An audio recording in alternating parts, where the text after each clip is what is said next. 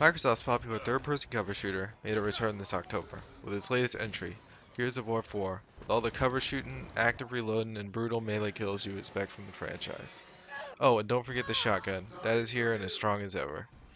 Gears of War 4 comes equipped with three different modes: a campaign involving protagonist JD Phoenix, son of Marcus Phoenix from prior games, competitive multiplayer, and a Horde mode, which is the franchise take on wave-based survival.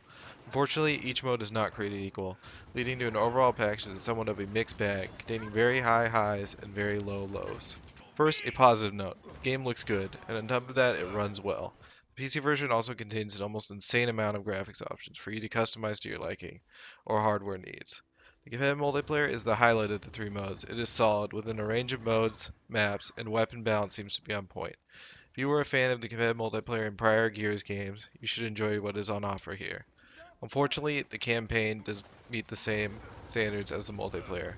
I found the campaign to be lacking for a game released in 2016. You do very little other than blast thousands of enemies while confined in small areas. This includes an almost painfully long first few hours where you kill three different boring robot enemies that basically all wield the same three weapons. The game does very little to mix up its repetitive nature during the campaign. One thing I found interesting myself is that whenever you come across a turret manned by enemies, a few minutes later you will find yourself using that turret to hold down the area from waves of enemies.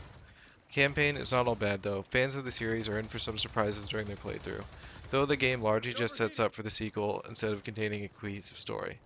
The last of the three modes, the wave-based survival, Horde mode, has a lot of potential, but is held back by perks having to be unlocked from random loot chests purchased with slow to gain, in-game currency, or real money. Yes, this game does have loot chests, including tons of cosmetic items that do nothing more than alter your multiplayer character's appearance. You are able to destroy items you don't want to turn them into scrap, which can be used to craft other cosmetic items. Oddly though, you are only able to craft duplicates of Horde mode perks, requiring you to rely on luck to get the ones you want.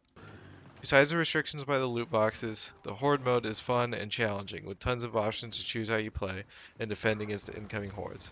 Your experience with this mode really comes down to how you feel about dealing with these loot boxes, as many of the perks are strong buffs, such as increasing weapon damage or movement speed. When it comes down to it, Gears of War 4 is a polished and good-looking game with an uneven gameplay experience. Fans of competitive multiplayer should find themselves happy here, while story and Horde mode fans may or may not get what they are looking for.